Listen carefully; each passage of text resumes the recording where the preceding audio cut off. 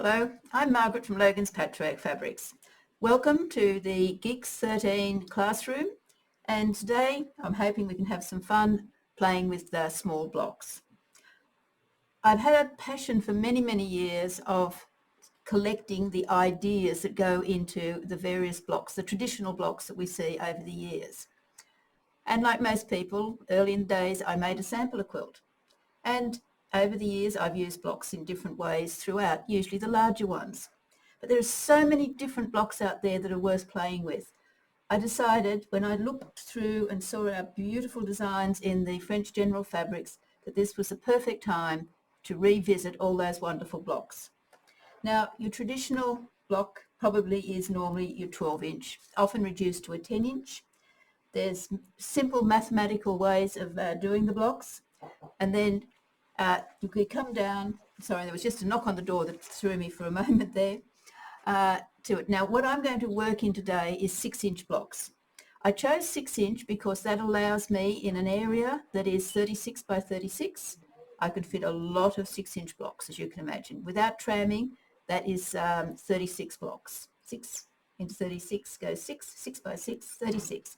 So you see, I'll be able to work my way through and come up with virtually my own stitched library of the blocks that I like the best. Now, to give you some idea of the perspective, I've got two blocks here in front of me. I'll just move these other things out of the way a little bit. Now, this is a 6-inch block. This is a 3-inch block. Now, remember, when you're looking at your blocks, it takes 4 3-inch blocks to equal a 6-inch block. Similarly, it takes 4 6-inch blocks to equal a 12-inch block. So you really need to get your head around that sizing and working out where you want to extend. Any block basically can be reduced, but you do need to consider how much seam allowance and how much cutting and detail you want to put into it. For example, if you have a 3-inch block, that is a 1-inch square in the middle. Now, in reality, there is more fabric in that back section in the seam allowance than there is in the actual block itself, because if you put a 1/4 inch seam allowance all the way around 1 inch, that equals 1.5 inches of fabric. So if you go any too tiny, you're really making a problem for yourself. Some people love it. I must admit there is a fiddle degree at which I pause because I like to enjoy it. I don't like to have to concentrate and get under strung lights and all of those sort of things. This is something I frequently do by hand, and it's just sitting of an evening when I can relax and do some hand sewing. I've mixed it up though. I have some blocks done by hand, I've got some done by machine, and other times there'll be ones that I might do a certain section by hand and finish it off by machine. I am not a purist when it comes to this. I feel that you work where it's comfortable for you.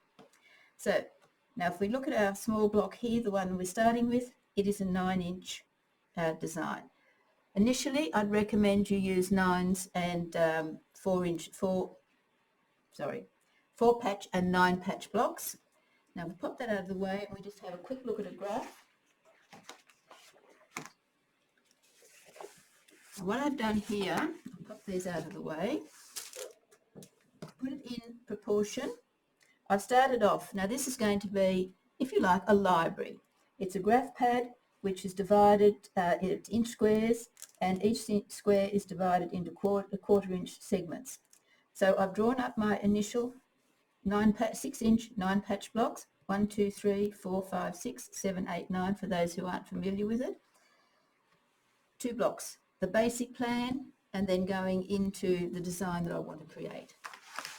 So if I did have a rule until I tidied it away. What can I grab? This will do. Okay, so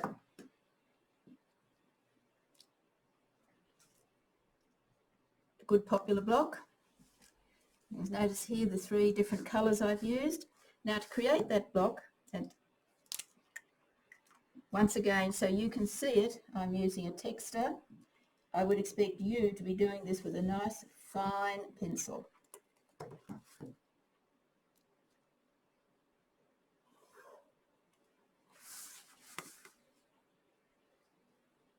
You can see I'm merely putting those diagonals in.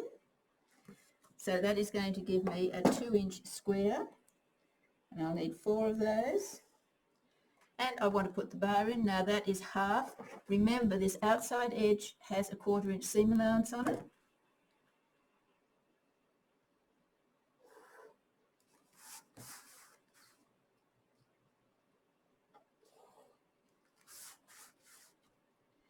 Now you might like to have some coloured pencils on this to highlight the blocks and make them stand out. You might like to just use squiggles. But one thing you do need on the actual pieces themselves when you're cutting out your templates is to put your grain lines in. Now I like to maintain a straight grain always on the outside of my block. This means that I don't get movement. So there's my grain lines. A patchwork fabric's a square weave, so our grain can go either way. There's a fraction more stability parallel to the selvage, but not enough to influence this sort of thing. That comes into play far more when you're doing borders and you've got those long cuts. Nice to be able to cut uninterrupted down the sides. Okay, so there I've popped in some of my grain lines, and these grain lines will transfer. Now as a library, what I want to do now is keep a record of this, and I'm going to do this freehand.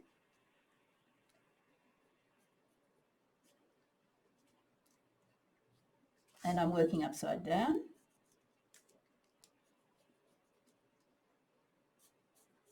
Now there's a block in its own right. In fact, I think I've actually already done that one. Yes, there we are. So there's block 1. But the one I've got in front of me, which I've started off into showing you here, it's simply the same one. Now that template I'm going to be using over and over. And now I put the bars in.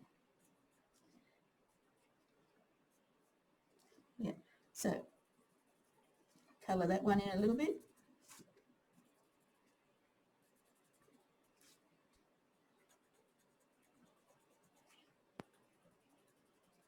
There we are. Now I could go through and I can fill all of these and probably go on to at least another page just in those basic 9 patch blocks themselves. I can then do the same thing using my 4. The divisions are better for the 4 and the 9. If you go into a 5 patch or a 7 patch, you're starting to work in fractions or smaller segments, and it's harder to stay accurate. Particularly initially, once you get into the swing of it, the sky's the limit. Now let's have a look at what some of these blocks are. There we are, that's one we were talking about. This little one, it was done by hand. One of the nice things about hand, when you do your templates, you can actually drill holes on your seam line, and that allows you to pin and mark things very smoothly and very accurately. Got another one here. Now this one I've actually done by machine. Very easy, because I've been able to strip piece it, a strip of the red, a strip of the floral, and sewn them together, which gives me my pair, dovetail them, and now I've got my mini squares for the corners. So 5 sets of those, and the one in between. You'll notice, looking at the blocks, sticking to that basic rule of light, medium and dark, dark, medium, light. This one I would go dark, medium, light. This one's only 2, so it's a dark and a medium.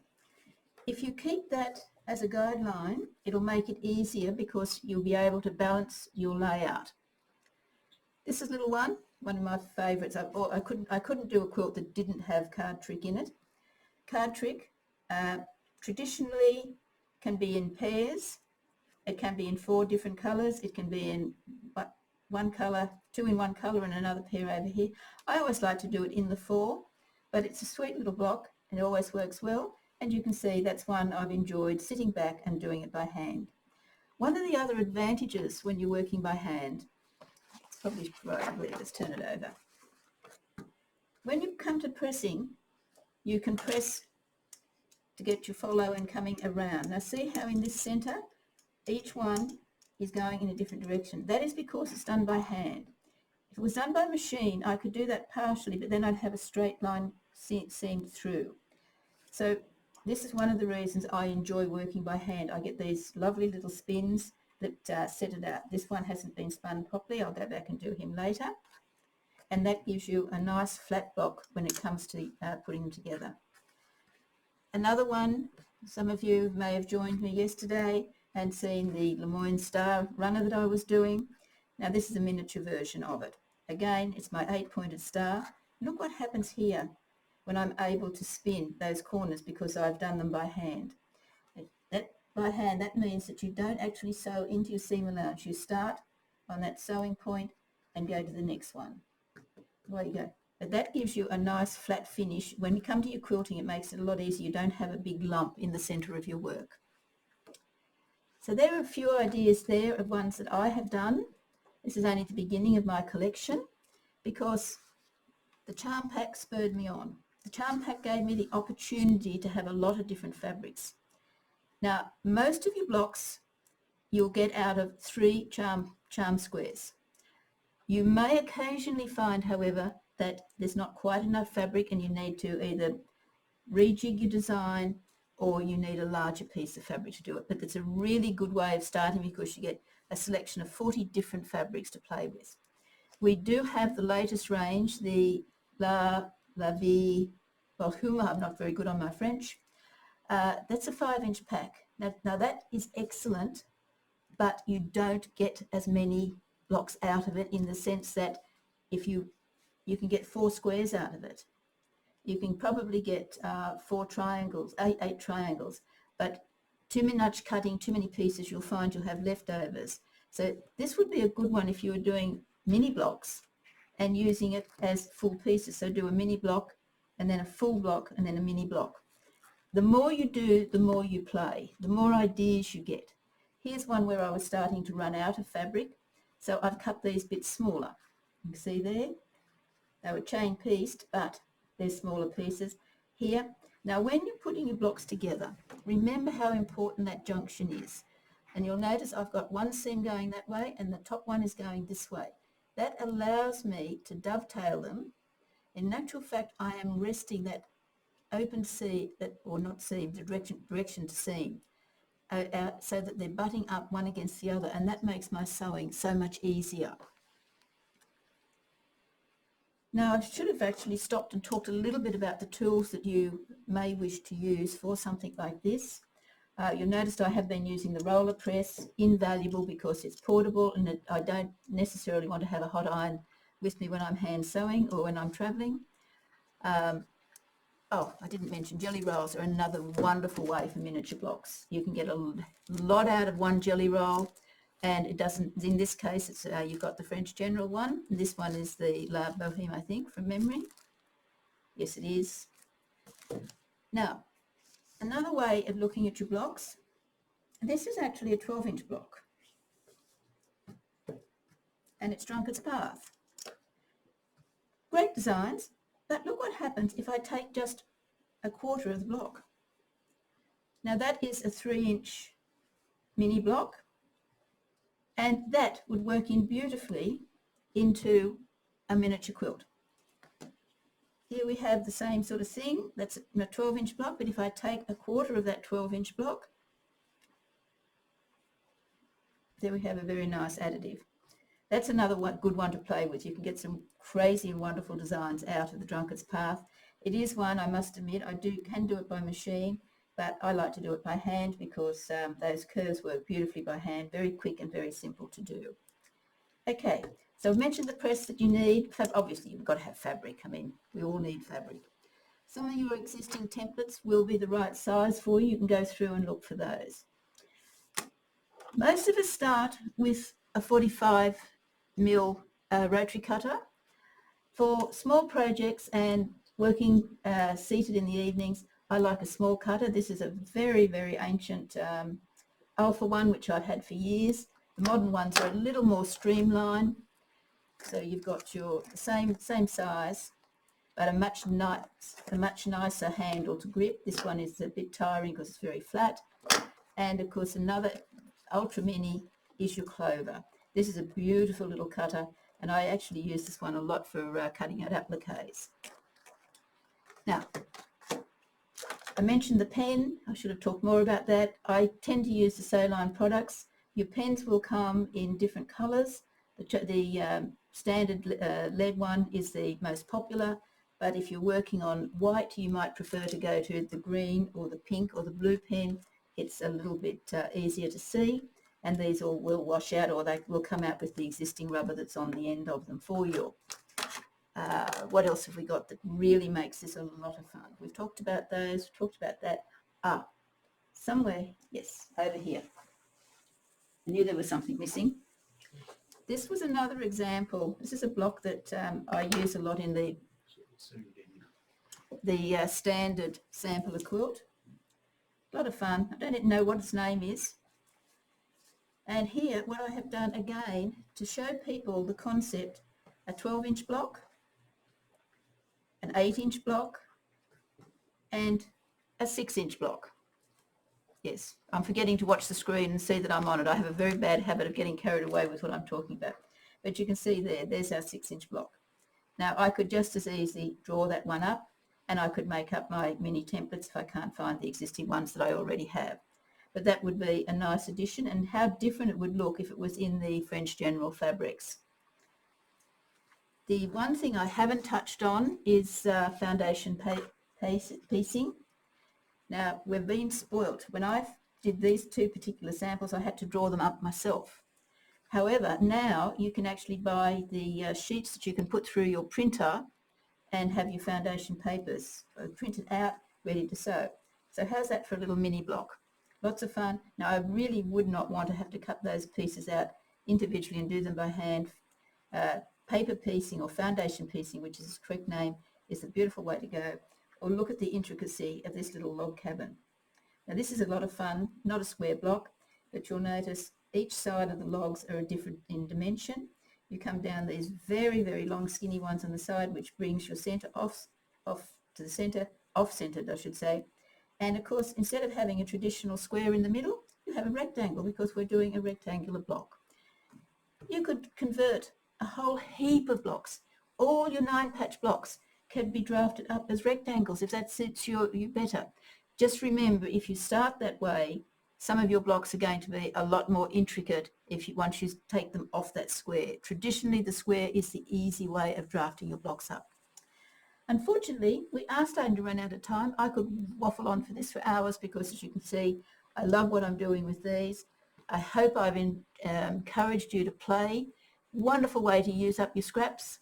Wonderful excuse to go out and buy charm packs, because after all, you know how much you can get out of a charm pack, and you'll have hours and hours of pleasure out of it, and people will be intrigued when they see the results of your mini blocks.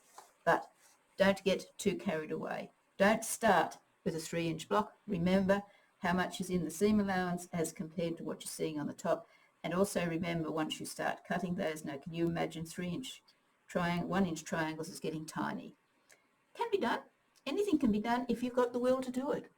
And the smaller you get, the more patience you need to have. But the more rewarding I think the results can be. Have fun. Come and see me tomorrow when we'll play with something totally different, another aspect of French General. And don't forget to visit us via our website. We do have a regular weekly email that you can enroll for. We are getting back to having physical classes at the shop, which is going to be absolutely wonderful. And of course, we will have hopefully a whole program of physical shows as well as online shows for this 2022. Thank you.